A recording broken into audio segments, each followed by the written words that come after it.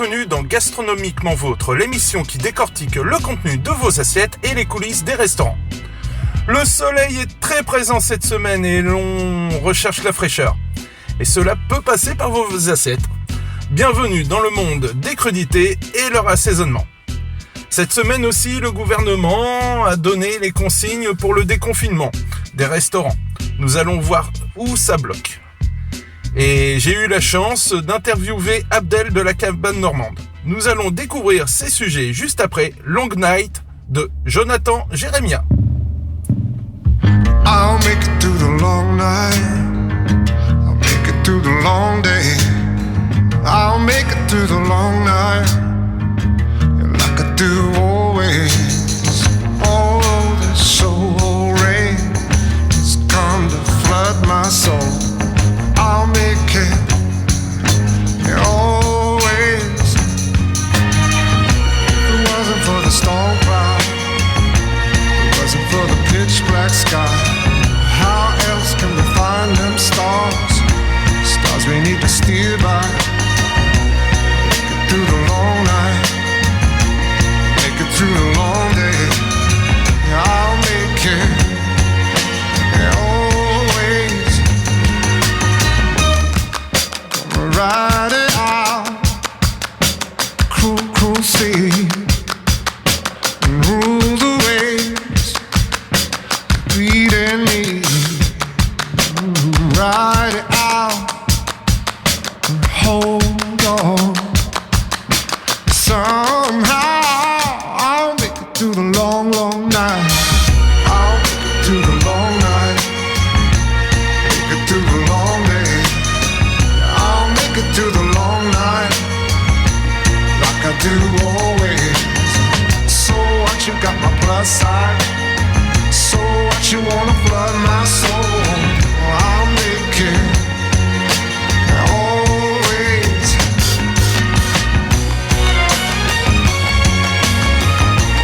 Like I do always. Like I do always. Like I do always.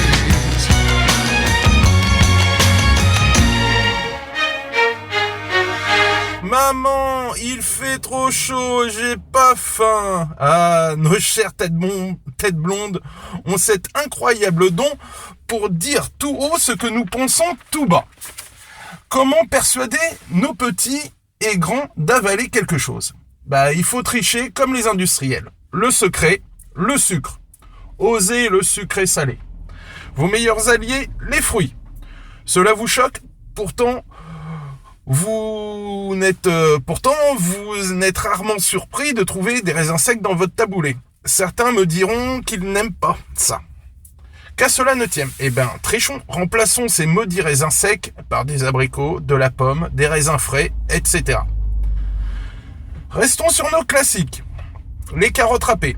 Petit 1. Jouez les couleurs. Il existe différentes variétés de carottes de différentes couleurs. Petit 2. Montez votre vinaigrette de la façon suivante. Une pointe de moutarde pour rehausser le goût, du vinaigre de cidre pour l'acidité et le fruité, du jus d'orange pour la même raison. Une huile neutre type colza ou tournesol, du sel et du poivre. Les couleurs vives donnent l'appétit. Une de mes recettes préférées, de la betterave rouge crue, râpée, des radis longs coupés en rondelles, des cornichons qui vont subir le même sort en rondelles, des noix concassées et pour l'assaisonnement, une sauce moutarde à l'ancienne, vinaigre de vin rouge, jus de pomme, crème liquide, sel et poivre. Vous avez saisi le truc, on ne parle pas de rajouter du sucre dans nos aliments, mais une pointe fruitée.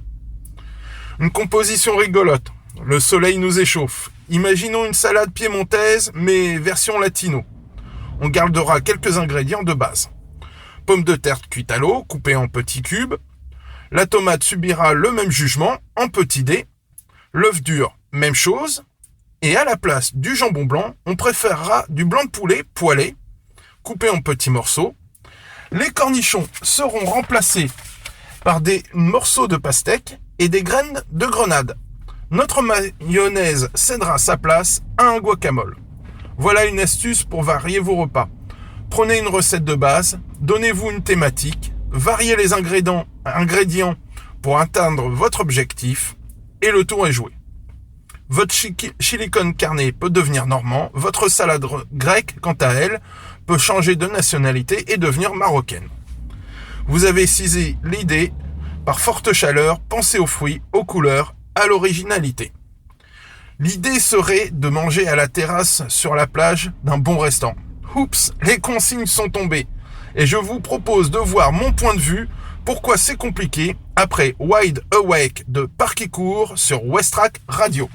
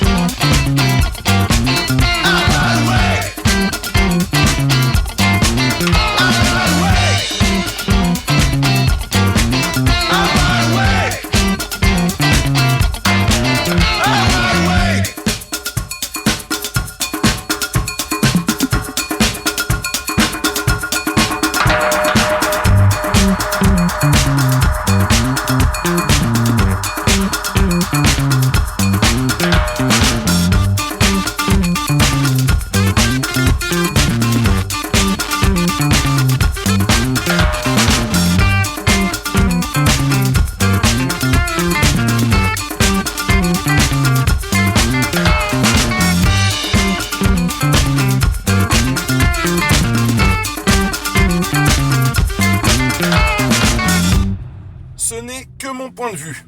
Je ne suis pas impartial. Je possède moi-même un restaurant. Je n'ai pas toutes les données. Mettre à disposition du gel hydroalcoolique à l'entrée pour la clientèle, facile, malgré le surcoût. Placer vos clients à 1 mètre de distance, possible, avec une perte importante de chiffre d'affaires. Fini les menus. Nous devrons vous les proposer oralement sur ardoise ou numériquement grâce à des QR codes. Nos anciens et nos aînés vont apprécier. Le client doit venir masqué et doit le remettre s'il se lève. C'est pas un souci, sauf si le client n'a pas de masque. Un circuit doit être organisé pour que le personnel ne se croise pas et ne croise pas la clientèle. Va falloir la surface, hein. En terrasse, pas de souci, en respectant les espacements, s'il fait beau. Nommer un responsable des protocoles, de la désinfection et du contrôle. En même temps, il aura du temps si on a moins de clients. Pas de table de plus de 8, non, de plus de 10. Vive la convivialité. Pas de plat, plateau ou tapas à partager. Que des portions individuelles. Ils vont être contents à la plonge. Être à 1 mètre du barman, ce qui est souvent déjà le cas, de l'autre côté du comptoir. Bref, j'en passe. Et des meilleurs. Ne soyons pas dupes. Moi-même et beaucoup de mes collègues continueront à faire de la vente à emporter. Pour ma part, protéger mes salariés reste ma priorité. Et la rentabilité pour enfin me dégager un salaire reste aussi une priorité afin de payer mes factures. Nous verrons la réaction de mes amis restaurateurs comme celle que j'ai eue de Abdel de la Cabane Normande après cette pause musicale avec Cotton Picking de Mickey Hawks.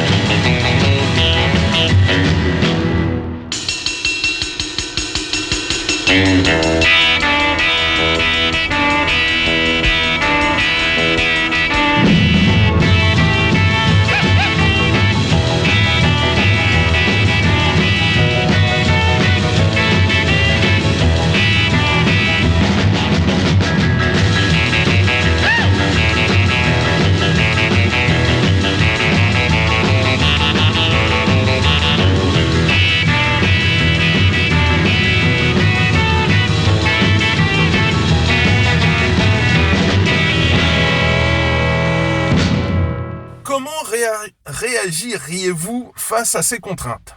Je n'en sais rien, mais j'ai eu l'occasion d'appeler Abdel, propriétaire de la Cabane Normande. Je vous laisse écouter son point de vue. Bonjour Abdel. Bonjour Michel. Alors voilà, je vous présente, c'est Abdel, la Cabane Normande, un des restaurants de la plage, qui est malheureusement fermé pour l'instant à cause du confinement.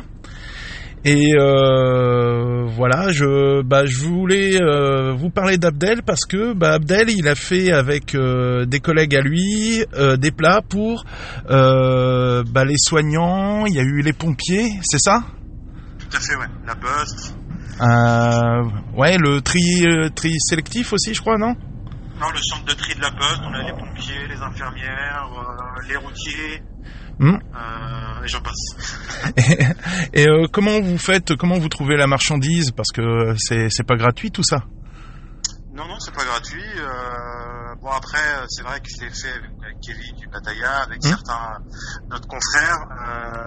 De base, on est des gens, voilà, on va dire généreux entre guillemets. Et ça nous faisait plaisir de faire ce genre de repas. Concernant les ingrédients, etc. C'est des achats perso, hein, donc c'est un investissement personnel. Ah ouais. Donc voilà, c'était vraiment pour penser à ceux qui travaillent au quotidien malgré cette situation un peu pénible pour tout le monde. Ouais, qui sont au front, quoi. Voilà, les gens qui travaillent tous les jours durant ces 2 mois de confinement, qui étaient là, qui faisaient tourner le pays, on va dire. Donc voilà, une petite pensée pour eux, quoi, tout simplement. Je vais te dire un grand merci de la part de tous les auditeurs, parce que voilà, je pense que c'est important. Et au niveau du confinement, comment ça se passe, toi ? Donc vous êtes sur les restaurants de la plage, c'est complètement fermé. Vous avez aucun accès, rien du tout. Là, c'est durant 2 mois, donc la plage était totalement fermée, effectivement. Et là, depuis 3-4 jours, le maire a décidé, le préfet ont décidé d'ouvrir la plage pour les balades, etc. Mais nous, malheureusement, on est toujours fermé. Il n'y a pas possibilité de faire d'emporter non plus. Non plus ? Vous n'avez pas accès à votre outil en plus ? Oui, après on peut aller au restaurant, je veux dire, on peut y aller, faire un coup de ménage, etc. Mais faire de la vente, etc. Non, c'est pas du tout. C'est pas d'actualité, ouais. Ok. Voilà. Alors donc vous attendez sûrement l'ouverture qu'on espère hypothétique pour le 2 juin. Ouais, pour cela on attend avec impatience début de semaine prochaine. Apparemment le Premier ministre, Monsieur Édouard Philippe, va en dire un peu plus. J'espère de tout cœur, comme tous les commerçants, je pense, comme tous les restaurateurs, qu'il nous sera permis d'ouvrir le 9 juin. Ouais. Puisse enfin se mettre au fourneau et travailler tout simplement. Et on a que des hypothèses, hein. On parle des fameux 4 mètres carrés par client. Est-ce que tu prends des dispositions ou vous allez axer plus sur la vente à emporter? Enfin, je sais pas quelle stratégie vous allez aborder. Bah écoute, pour le moment on est dans le flou parce que si effectivement on doit mettre un client à tous les 4 mètres carrés, je pense que nos activités ne seront pas du tout viables. Voilà, surtout nous, nous on est en front de mer, on a des grandes terrasses. Si demain il fait pas beau, par exemple, ça veut dire que d'une, il fait pas beau, donc il y a moins de clients. De deux, donc ce sera que de l'intérieur. Et qui dit intérieur, pour ma part, ce sera, maximum, si on respecte les 4 mètres carrés au centimètre près, ce sera maximum 15 clients, quoi. Ouais. Donc faire 15 couverts par service, nous qui sommes habitués, Je vais le dire, il n'y a pas de rentabilité dans ce cas-là. Voilà, ça paye. Voilà. Et je pense qu'on est tous dans le même cas et j'espère qu'ils en ont conscience et qu'ils feront des gestes dans ce sens-là, qu'ils évitent de nous mettre encore des barres pour les ronds pour avancer, parce que ça va être compliqué pour nous. Et déjà que on a perdu, je pense que tous les restaurateurs ont déjà perdu 2 mois d'activité, donc je pense qu'on est tous un peu en galère entre guillemets de trésorerie. Je pense qu'on est dans le même cas. Si derrière on embauche plus restrictions, ça va être compliqué. J'avais une autre question sur ce sujet. Est-ce que vous avez eu des aides par rapport à vos loyers, à ce que vous devez payer pour être sur la plage? Est-ce que vous avez eu une aide de la mairie ou quoi que ce soit? Concernant les loyers, au vu de la non-activité, donc nous n'avons pas de loyer à payer. Bon, c'est une bonne chose. Déjà, c'est pas le cas de tout le monde, hein, je le dis. Effectivement, c'est vrai que de ce côté-là, c'est déjà pas mal. Après, donc on a déjà 2 mois de loyer, qui ne sont pas pris en compte. Bon, c'est déjà ça.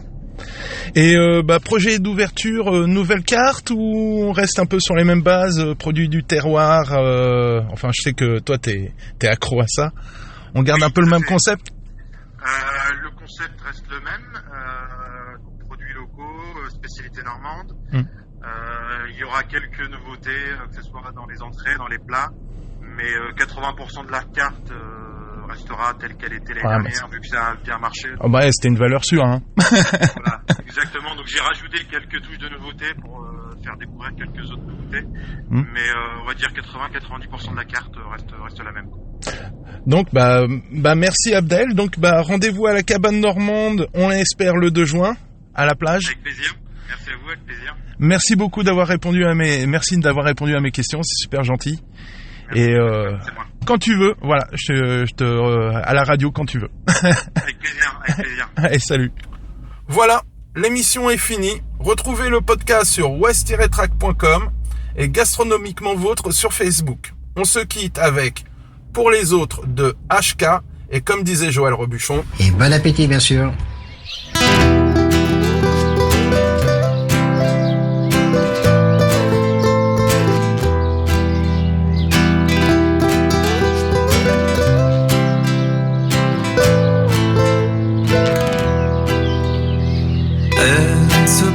Pour les autres, ils se battent pour les autres.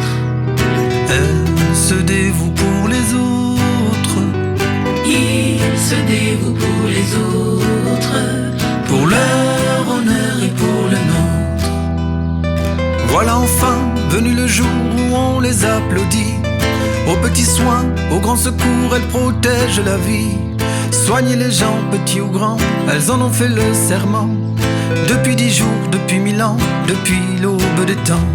En pleine nuit, le souffle court sur la corde raide.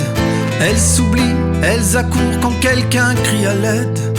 Et quand elles n'auront plus d'elles, qui viendra les sauver? Qui se dévouera pour elles comme elles l'ont toujours fait? Elles se battent pour les autres, ils se battent pour les autres. Elles se dévouent pour les autres, ils se dévouent pour les autres, pour leur honneur et pour le nôtre. On les aime, on les admire, mais voilà qu'elles réclament qu'on les aide à nous guérir, et soudain c'est le drame. des masques et des gants pour faire face, demande-t-elle la lune, en première ligne et sans défense, au comble d'infortune. Rendons-nous compte, c'est une honte, comme on les expose. On les essore un peu plus fort, jusqu'à l'overdose. Et quand l'une d'elles un jour se plaint, le président réplique: il n'y a plus de moyens pour l'hôpital public. Elles se battent pour les autres, Ils se battent pour les autres. elles se dévouent pour les autres, Ils se dévouent pour les autres. pour leur Leur honneur et pour le nôtre.